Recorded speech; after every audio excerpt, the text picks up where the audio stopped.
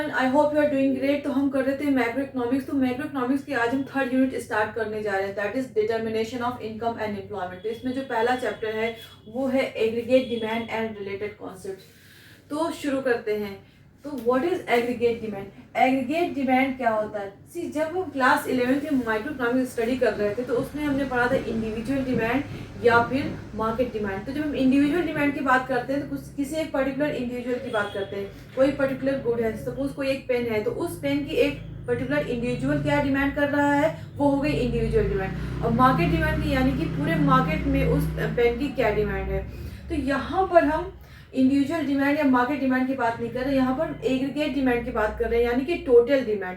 It means कि economy में पूरे साल में जितने भी गुड्स और सर्विसेज प्रोड्यूस हो रहे हैं उसकी जो डिमांड हो रही है, हम उस चीज की बात कर रहे थे। एग्रीगेट मीन्स क्या है? टोटल। तो डेफिनेशन देखते हैं कि व्हाट इज एग्रीगेट डिमांड।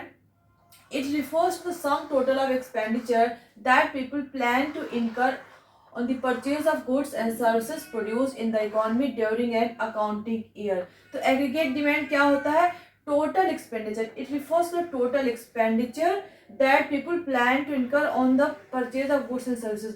एक साल में एक इकोनॉमी में जितने भी गुड्स एंड सर्विसेज प्रोड्यूस हो रहे हैं उस पर जो लोग प्लान कर रहे हैं एक्सपेंडिचर करने का एक अकाउंटिंग ईयर में, उसे हम कहते हैं एग्रीगेट डिमांड। तो यहाँ पर प्लान मतलब हम आने वाले साल में जो लोग प्लान कर रहे हैं, एक अकाउंटिंग ईयर मतलब कि 1 अप्रैल से लेके 31 मार्च में जितने भी गुड्स एंड सर्विसेज प्रोड्यूस हो रहे हैं उसका जो लोग प्लान कर रहे हैं डिमांड करने का, उस पर जो लोग प्लान कर रहे हैं एक्सपेंडिचर करने का, वो होती है हमारी एग्रीगेट डिमांड। तो इसमें हम एक साल में जितने भी गुड्स एंड सर्विसेज प्रोड्यूस हो रहे हैं उसके डिमांड की बात कर रहे होते हैं, ठीक है। तो अकाउंटिंग ईयर क्या होता है? It is measured for a period of accounting year. It means कि 31 अप्रैल से लेकर 31 मार्च तक, यानी कि एक साल में, जैसे हमारे स्कूल का सेशन होता है वैसे एक अकाउंटिंग ईयर होता है कि एक साल में जितने भी गुड्स एंड सर्विसेज प्रोड्यूस हुए हैं इकोनॉमी में, उस पर लोग कितना खर्चा कर रहे हैं, उस पर लोग कितना प्लान कर रहे हैं कि वो खर्चा करेंगे, वो है हमारा एग्रीगेट डिमांड। और it is a flow concept. कभी कभी ये क्वेश्चन आता है कि एग्रीगेट डिमांड क्या है? एग्रीगेट डिमांड फ्लो कॉन्सेप्ट है या फिर स्टॉक कॉन्सेप्ट है? तो एग्रीगेट डिमांड एक फ्लो कॉन्सेप्ट है क्योंकि हम over period of time calculate कर रहे हैं ना, एक साल में जितनी गुड्स एंड सर्विसेज प्रोड्यूस हो रहे हैं उसके डिमांड की या उस पर हो रहे एक्सपेंडिचर की बात कर रहे हैं। तो ये एक फ्लो कॉन्सेप्ट है, ठीक है, क्योंकि एक ओवरऑल पीरियड की बात हो रही है, एक पॉइंट ऑफ टाइम की बात नहीं हो रही है। तो ये क्या है? ये हमारा फ्लो कॉन्सेप्ट है, ठीक। तो एग्रीगेट डिमांड आपको समझ में आया कि एक इकोनॉमी में जितने भी एक साल में जितने भी गुड्स एंड सर्विसेज प्रोड्यूस हो रहे हैं उस पर जो लोग प्लान कर रहे हैं कि आने वाले सालों में कितना हम खर्चा करेंगे, यानी इसकी कितनी डिमांड करेंगे, उसको हम कहते हैं एग्रीगेट डिमांड। तो डिमांड को जब हम मेजर करने की बात आती है तो डिमांड को हम जनरल प्राइस लेवल से भी मेजर करते हैं और लेवल ऑफ इनकम से। यानी कि जब हमने क्लास 11th में पढ़ा था कि प्राइस और डिमांड के बीच में कैसा रिलेशन है, इनवर्स रिलेशन है। इट मीन्स कि अगर हमारी प्राइस इंक्रीज हो रही है तो क्वांटिटी डिमांड जो है किसी भी कमोडिटी की वो डिक्रीज कर जाएगी, और अगर प्राइस डिक्रीज हो रही है तो क्वांटिटी डिमांड किसी भी कमोडिटी की इंक्रीज हो जाएगी। तो हमें क्या दिख रहा है कि इनवर्स रिलेशनशिप है, इनवर्स रिलेशन। और वी कैन से कि there is negative relationship between price and quantity demand, ठीक है। प्राइस और क्वांटिटी डिमांड में कैसा रिलेशन था? नेगेटिव रिलेशन था या इनवर्स रिलेशन था, क्योंकि दोनों अपोजिट डायरेक्शन में जा रहे हैं। तो इसका जब हम कर्व बनाते थे तो वो एक डाउनवर्ड स्लोपिंग कर्व होता था, ठीक है, डाउनवर्ड स्लोपिंग कर्व होता था। प्राइस P2 है, क्वांटिटी डिमांड Q1 थी। प्राइस अगर फॉल होकर के P1 हो जाती है तो हमारा क्वांटिटी डिमांड इंक्रीज हो जाएगा। Excuse me. तो ये कैसा रिलेशन शो कर रहा है? नेगेटिव रिलेशन शो कर रहा है, ठीक है। बट यहाँ पर जो हम स्टडी करेंगे एग्रीगेट डिमांड, वो हम लेवल ऑफ इनकम के रिलेशन में स्टडी करेंगे, ठीक। यानी कि हमारी इनकम में चेंजेस आने से डिमांड पर क्या फर्क पड़ रहा है। तो एग्रीगेट डिमांड और लेवल ऑफ इनकम में कैसा रिलेशन है? Positive proportional relationship. मतलब जैसे कि इनकम इंक्रीज हो रही है, अगर इनकम इंक्रीज होगी तो एग्रीगेट डिमांड भी इंक्रीज हो जाएगा, और इनकम डिक्रीज होगी तो एग्रीगेट डिमांड भी डिक्रीज हो जाएगा। तो यहाँ पर जो डिमांड का कर्व बनेगा वो अपवर्ड स्लोपिंग बनेगा। क्यों? क्योंकि इनकम और क्वांटिटी डिमांड में यहाँ पर क्या हो रहा है? एग्रीगेट डिमांड में क्या है? पॉजिटिव रिलेशन है, ठीक है। अगर हम एक इंडिविजुअल की बात करें, अपने ऊपर रख करके देखें, अगर हमारी इनकम इंक्रीज होगी तो हमारा क्वांटिटी डिमांड भी इंक्रीज हो जाएगी, किसी चीज़ की डिमांड हम बढ़ा देंगे, और अगर हमारी इनकम डिक्रीज हो रही है तो हम डिमांड भी कम कर देंगे। तो वही चीज़ यहाँ पे बता रहे हैं कि इनकम और एग्रीगेट डिमांड में कैसा रिलेशन है, पॉजिटिव रिलेशन है। तो आई होप ये आपको समझ में आ रहा होगा। तो अब हम बात करते हैं component of aggregate demand, component of aggregate demand, right. Component of aggregate demand,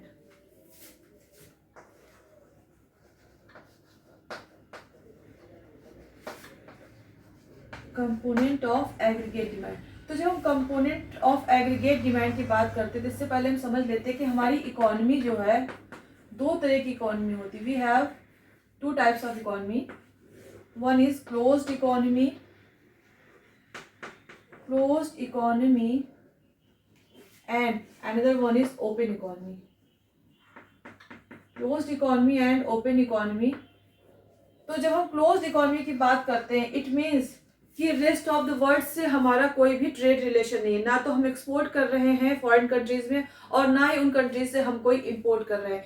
ये क्लोज्ड इकोनॉमी, जो भी एक्सचेंज हो रहा है गुड्स एंड सर्विसेज का, वो विद इन द इकोनॉमी हो रहा है, इकोनॉमी के अंदर ही गुड्स एंड सर्विसेज एक्सचेंज हो रही है।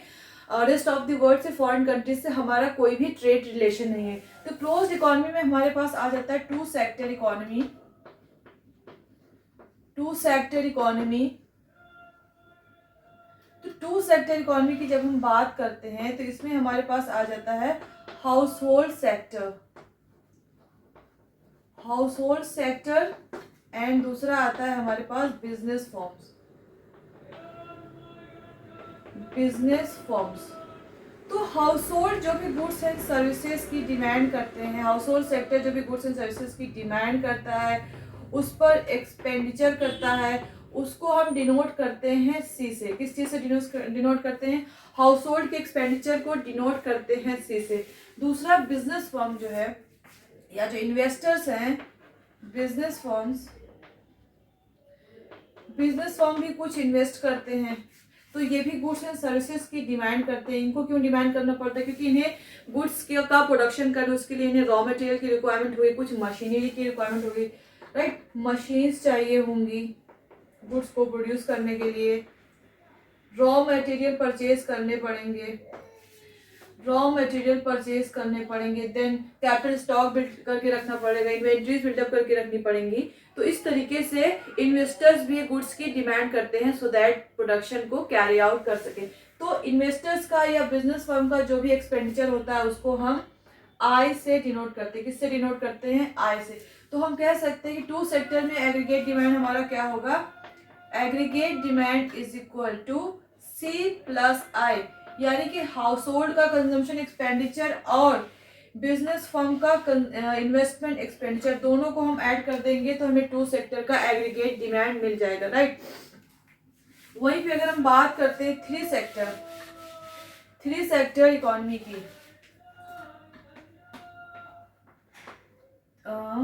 थ्री सेक्टर इकोनॉमी में हाउस होल्ड सेक्टर का कंजम्पशन एक्सपेंडिचर तो होगा ही, बिजनेस फर्म का भी एक्सपेंडिचर होगा। यहाँ पे एक चीज और इंक्लूड हो जाती है, वो है गवर्नमेंट सेक्टर, ठीक है। गवर्नमेंट भी हमारी क्या करती है? बहुत सारे एक्सपेंडिचर करती है। इंफ्रास्ट्रक्चर गवर्नमेंट को बिल्डअप करना है, सपोज इंफ्रास्ट्रक्चर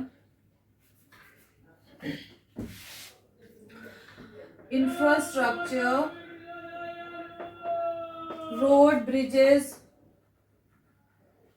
इसमें आ गए रोड ब्रिजेस वगैरह गवर्नमेंट जो हमारी बिल्डअप करती है। देन बहुत सारे प्रोग्राम्स रन कर रही होती है, पॉवर्टी एलिवेशन प्रोग्राम है, एम्प्लॉयमेंट जनरेशन प्रोग्राम है, और भी बहुत सारी स्कीम्स होती हैं। तो गवर्नमेंट भी बहुत सारा एक्सपेंडिचर करती है। गवर्नमेंट के एक्सपेंडिचर को हम डिनोट करते हैं जी से। तो थ्री सेक्टर इकोनॉमी में एग्रीगेट डिमांड हमारा क्या हो जाएगा? Consumption expenditure that is C, investment expenditure I plus government expenditure, ठीक है। थ्री सेक्टर इकोनॉमी में अगर हम बात करें एग्रीगेट डिमांड की, तो इसमें क्या क्या चीजें इंक्लूड हो जाएंगी? Consumption expenditure plus investment expenditure plus government expenditure. अब बात करते हैं ओपन इकोनॉमी की। ओपन इकोनॉमी क्या होती है? ओपन इकोनॉमी वो होती है जब हमारा ट्रेड स्टार्ट हो जाता है रेस्ट ऑफ द वर्ल्ड से, यानी कि हमने अपने दरवाजे खोल दिए हैं बाहर की कंट्रीज के लिए। हम फॉरेन कंट्रीज में एक्सपोर्ट कर सकते हैं और हमारे यहाँ के लोग फॉरेन कंट्रीज के प्रोडक्ट्स को इंपोर्ट कर सकते हैं, यानी कि रेस्ट ऑफ वर्ल्ड से जब हमारा ट्रेड रिलेशन स्टार्ट होता है तो वो होता है हमारा ओपन इकोनॉमी, तो ओपन इकोनॉमी की जब हम बात करते हैं देखिए इसकी एग्रीगेट डिमांड का कंपोनेंट यहाँ पे क्या होगा, हाउस होल्ड एक्सपेंडिचर तो होगा ही, इन्वेस्टमेंट एक्सपेंडिचर भी होगा, गवर्नमेंट एक्सपेंडिचर भी होगा, प्लस एक चीज इंक्लूड हो जाएगी export minus import, that is net export. तो यहाँ पर हाउस होल्ड का एक्सपेंडिचर तो इंक्लूड होगा ही, हाउस होल्ड का एक्सपेंडिचर जिसको हम डिनोट कर रहे हैं सी से, then investment expenditure denoted by I, then government expenditure भी इंक्लूड होगा जिसको हम डिनोट करेंगे जी से। फोर्थ जो इंक्लूड हो जाता है हमारा नेट एक्सपोर्ट, तो हम फॉरेन कंट्रीज से कुछ एक्सपोर्ट कर रहे होते हैं, हमने जो गुड्स एंड सर्विसेज प्रोड्यूस की उसको हमने एक्सपोर्ट किया और इसको हमने डिनोट किया एक से, वहीं पर हमारे जो लोग हैं बाहर की कंट्रीज से कुछ इंपोर्ट कर रहे हैं उसको हमने प्रेजेंट किया एम से, ठीक है। तो एक्सपोर्ट से अगर हम इंपोर्ट को माइनस कर देंगे तो जो सरप्लस होगा हमारा वो क्या हो जाएगा, हमारा नेट एक्सपोर्ट, ठीक है। एक्सपोर्ट माइनस इंपोर्ट यानी कि जितनी अर्निंग हमारी हो रही है और जितना हम एक्सपेंड कर रहे हैं बाहर की चीज़ों को इंपोर्ट करने के लिए, तो उसको अगर हम एक्सपोर्ट से माइनस कर देंगे तो जो हमें मिल जाएगा वो है हमारा नेट एक्सपोर्ट, और इसको हम लिखते हैं एक्स माइनस एम, ठीक है। तो ओपन इकोनॉमी में जब हम बात करेंगे तो यहाँ पे 4 सेक्टर इकोनॉमी होती है हमारा, household sector, business firm, government sector, then rest of the world, यानी कि एक्सपोर्ट माइनस इम्पोर्ट, ठीक है। तो हम अपने कोर्स में जो हम अभी डिस्कस करेंगे वो हम करेंगे 2 सेक्टर इकोनॉमी की, राइट। जब आगे आप क्लास में जाएंगे ग्रेजुएशन वगैरह है तब आप 4 sector 3 sector 4 sector economy study करेंगे। अभी जो हम बात करेंगे यहाँ पर 2 सेक्टर इकोनॉमी की,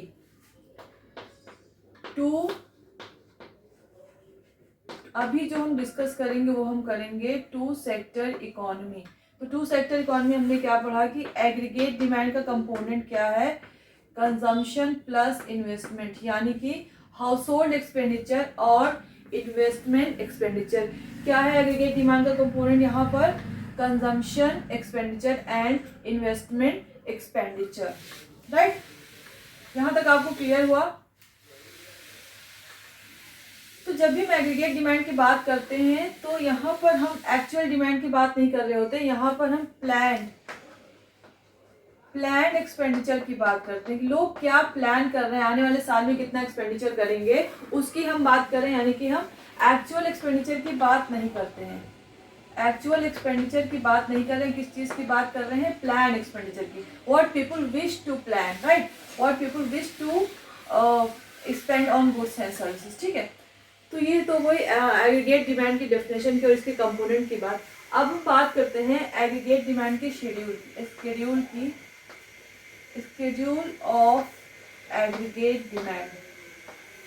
of aggregate demand, schedule of aggregate demand क्या होता है, aggregate demand schedule is table showing aggregate demand corresponding to different level of income.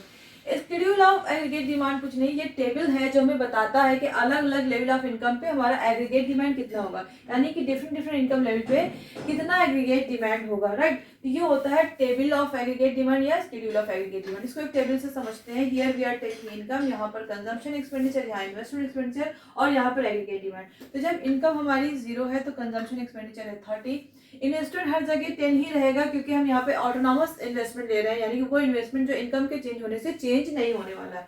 और एग्रीगेट डिमांड है हमारा कंजम्पशन प्लस इन्वेस्टमेंट एक्सपेंडिचर कितना हो गया 40, फिर इनकम 20 है, कंजम्पशन एक्सपेंडिचर 40 है, एग्रीगेट डिमांड 50, इनकम इंक्रीज होकर 40 हो गई, कंजम्पशन एक्सपेंडिचर 50 है और aggregate demand 60, then income 60, consumption 60 और एग्रीगेट डिमांड हमारा 70, income 80, consumption 70, aggregate demand 80, income 100, consumption 80 हो गई, एग्रीगेट डिमांड 90, इनकम 120 और कंजम्पशन इज 90, एग्रीगेट डिमांड 100। तो इसका हम ऑब्जर्वेशन देख लेते हैं कि there is always some minimum level of expenditure even when income is 0। तो हम यहाँ से देख सकते हैं कि जब हमारी इनकम 0 है तब भी हम कुछ ना कुछ कंज्यूम कर रहे हैं, ठीक है, क्योंकि इनकम 0 होने का मतलब ये नहीं कि हमारा कंजम्पशन खत्म हो जाए, कुछ बेसिक गुड्स होंगी सर्वाइवल के लिए जो हम कंज्यूम करेंगे ही करेंगे। तो इनकम अगर 0 हो भी जाती तब भी कंजम्पशन हमारा 0 नहीं होगा। तो ये कंजम्पशन हम कहाँ से करेंगे, ये पास्ट सेविंग से करेंगे या फिर हम बोरोइंग से करेंगे। तो उस सेविंग को हम कहते हैं, उस टाइम की सेविंग को हम कहते हैं डिस सेविंग। क्योंकि उस टाइम हम कुछ सेव नहीं कर रहे होते हैं, बल्कि उल्टा हम सेविंग से लेकर के और कंज्यूम कर रहे होते हैं। तो जब हमारी इनकम जीरो होगी उस टाइम भी कंजम्पशन हमारा जीरो नहीं होगा, कुछ मिनिमम कंजम्पशन हमारा हो रहा होगा। दूसरा क्या ऑब्जर्वेशन है कि aggregate demand increases as income increases, thus aggregate demand is positively related to the level of income. जैसे जैसे इनकम इंक्रीज हो रही है 20 से 40, देन 60, देन 80, 120, हमारा एग्रीगेट डिमांड भी क्या हो रहा है, इंक्रीज हो रहा है। ठीक है, एग्रीगेट डिमांड भी क्या हो रहा है, इंक्रीज हो रहा है। तो हम कह सकते हैं कि एग्रीगेट डिमांड और इनकम में कैसा रिलेशन है, पॉजिटिव रिलेशन है, राइट। पॉजिटिव यानी कि एक के इंक्रीज होने से दूसरा भी इंक्रीज हो रहा है। तीसरा ऑब्जर्वेशन देखते हैं, after a certain level of income is reached aggregate demand lags behind. कुछ टाइम पीरियड के बाद एक लेवल पे जब इनकम पहुंचती है तो हमारा एग्रीगेट डिमांड पीछे रह जाता है। यहाँ पर अगर हम देखें इनकम हमारी 80 है, एग्रीगेट डिमांड भी 80 है, ठीक है, यानी कि जितनी इनकम हो रही है उतना ही एक्सपेंडिचर भी हो रहा है। लेकिन इसके बाद हम देख सकते हैं कि इनकम हमारी 100 हो गई है, इनकम हमारी 100 हो गई है और एग्रीगेट डिमांड कितना है, 90 ही है। इसके बाद फिर देखते हैं इनकम हमारी 120 है बट एग्रीगेट डिमांड 100 ही है। इसका रीजन क्या है, इसका रीजन ये है कि now people have started saving some part of their income. कुछ पार्ट लोगों ने सेव करना स्टार्ट कर दिया है, सारा का सारा तो नहीं कंज्यूम करेंगे ना। जैसे इनकम हमारी इंक्रीज होती जाएगी एक पोर्शन हम कंज्यूम करेंगे और कुछ पार्ट हम सेव करके रखेंगे। तो इसीलिए कह रहे हैं कि after certain level of income is reach aggregate demand lags behind. एक लेवल के बाद इनकम के इंक्रीज होने पर हमारा एग्रीगेट डिमांड पीछे रह जाता है। ठीक है, तो ये है schedule of aggregate demand. Now we'll talk about the aggregate demand curve. Aggregate demand curve. तो इसी डेटा को जब हम कर्व के फॉर्म में प्लॉट कर देते हैं, ग्राफ के फॉर्म में प्लॉट कर देते हैं, उसको हम कहते हैं एग्रीगेट डिमांड कर्व। तो एग्रीगेट डिमांड कर्व क्या होता है, aggregate demand curve is the graphical presentation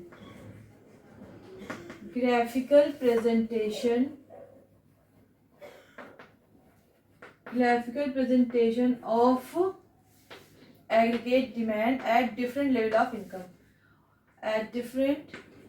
of income, ठीक है, different level of income। तो इसी डेटा को हम कर्व में प्लॉट करेंगे तो ये हमें क्या बताएगा, एग्रीगेट डिमांड कर्व। तो ये हमारा कंजम्पशन था, ये इन्वेस्टमेंट था और ये aggregate demand that is C plus. तो हमारा एग्रीगेट डिमांड कर्व प्लॉट कर लेते हैं। Here on X axis we are measuring income और एग्रीगेट सप्लाई और आउटपुट। हम इसको इनकम भी कह सकते हैं, एग्रीगेट सप्लाई भी, आउटपुट। अभी हम आगे डिस्कस करेंगे कि हम क्यों इसे income, aggregate supply, aggregate output बोलेंगे। और यहाँ पर वाई एक्सिस पे वी आर मेजरिंग और एग्रीगेट डिमांड। तो सबसे पहले हम अपनी इनकम लाइन ड्रॉ कर लेते हैं, इनकम कर्व को प्लॉट कर लेते हैं। तो ये बहुत आसान है क्योंकि हर लेवल पे इनकम जो है कॉन्स्टेंटली इंक्रीज हो रही है। तो यहाँ पर 0 है, फिर इनकम कितनी है 20, तो यहाँ से भी 20 लेंगे, इधर से भी 20 लेंगे। फिर इनकम इज 40, तो यहाँ से भी 40, या यहाँ से भी एक्स एक्सेस से भी 40, वाई एक्सेस से भी 40। फिर इनकम थी हमारी 60, तो यहाँ से भी 60, यहाँ से भी 60 और वाई एक्सेस से भी 60। देन इनकम इज 80, तो यहाँ से भी 80 और वाई एक्सेस से भी 80। देन इनकम इज 100, तो यहाँ से भी 100 और यहाँ इधर से भी 100। इनकम 120, यहाँ से 120, यहाँ से भी। तो ये सारे पॉइंट्स को हम जब सारे पॉइंट्स को मिला देंगे तो हमें क्या मिलेगा, हमारा इनकम कर्व मिल जाएगा जो कि एक 45 डिग्री लाइन है। इसको हम स्केल से ड्रॉ करेंगे तो एक स्ट्रेट लाइन बनेगी। ठीक है, तो ये हमारी 45 डिग्री लाइन क्या हो जाएगी, हमारी इनकम लाइन हो जाएगी या एग्रीगेट सप्लाई कर्व। अब हम प्लॉट करते हैं इन्वेस्टमेंट कर्व को। इन्वेस्टमेंट कर्व काफी इजी, क्योंकि हर लेवल ऑफ इनकम पे इन्वेस्टमेंट कितना है हमारा 100 है। इनकम 20 है तब भी इन्वेस्टमेंट कितना 10 था, इनकम 40 है तब भी इन्वेस्टमेंट 10 था, इनकम 60 तब भी 10, 80 पे भी 10, 100 पे भी 10 और 120 पे भी 10। तो इन सारे पॉइंट्स को जब हम मिला देंगे तो हमें क्या मिल जाएगा, हमारा इन्वेस्टमेंट एक्सपेंडिचर और इन्वेस्टमेंट कर्व। ठीक है, ये क्या हो जाएगा, हमारा इन्वेस्टमेंट कर्व हो जाएगा। अब हम ड्रॉ करते हैं अपना कंजम्पशन एक्सपेंडिचर कर्व। तो कंजम्पशन हमें देखना है कि हर लेवल ऑफ इनकम पे कंजम्पशन कितना है। जब इनकम 0 थी तब भी कंजम्पशन, अब पुराना डेटा लेंगे, कंजम्पशन 30 थी। इनकम 0 थी तो कंजम्पशन कितना था, 30 था। तो यहाँ से स्टार्ट करेंगे, उसके बाद इनकम 20 है तो कंजम्पशन है हमारा 40। इनकम 60 है, इनकम 60 है तो कंजम्पशन है 60, ठीक है। एक इनकम 20 है तो कंजम्पशन है हमारा 30, इनकम 40 तो कंजम्पशन 40, यहाँ से 40 इनकम 60 तो कंजम्पशन भी हमारा 60 था, इनकम 80 था तो कंजम्पशन था हमारा 70, कंजम्पशन हमारा 70 यहाँ से लेंगे हम, ठीक है, ये पॉइंट।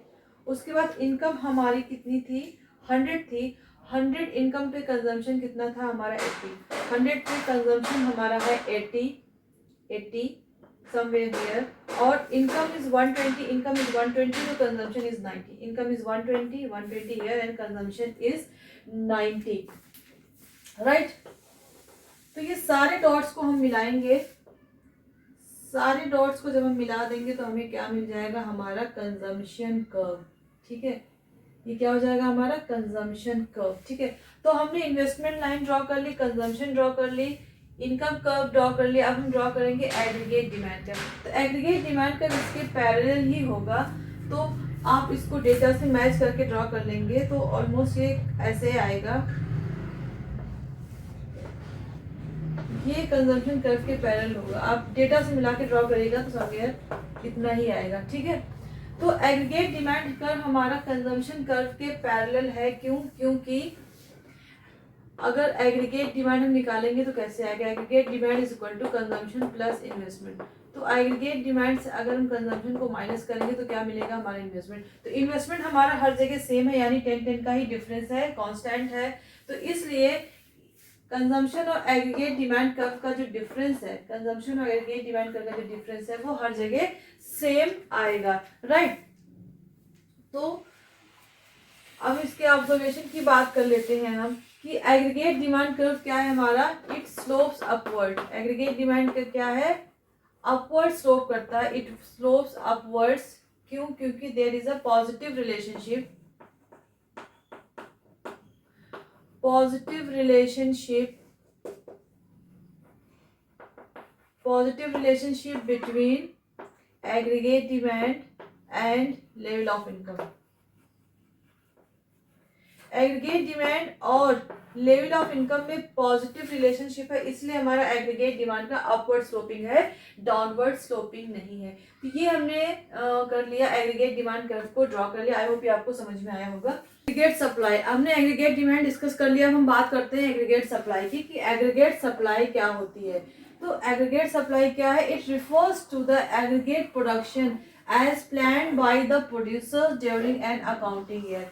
एग्रीगेट सप्लाई क्या है, एक अकाउंटिंग ईयर में प्रोड्यूसर्स कितना प्लान कर रहे हैं प्रोड्यूस करने का, उसको सप्लाई करने का, उसको हम कहते हैं एग्रीगेट सप्लाई। एग्रीगेट सप्लाई क्या है, एक अकाउंटिंग ईयर में, दैट इज मार्च 31 से लेकर फर्स्ट अप्रैल से लेकर 31 मार्च तक प्रोड्यूसर्स कितना प्लान कर रहे हैं। यहाँ पे हम प्लान सप्लाई की बात कर रहे हैं, एक्चुअल सप्लाई की बात नहीं कर रहे, ठीक है। जिस तरीके से हमने एग्रीगेट डिमांड में प्लान एग्रीगेट डिमांड की बात करी थी, उसी तरीके से यहाँ पे हम सप्लाई की जब हम बात कर रहे थे एग्रीगेट सप्लाई में हम प्लान की बात कर रहे हैं, एक्चुअल की बात नहीं कर रहे हैं।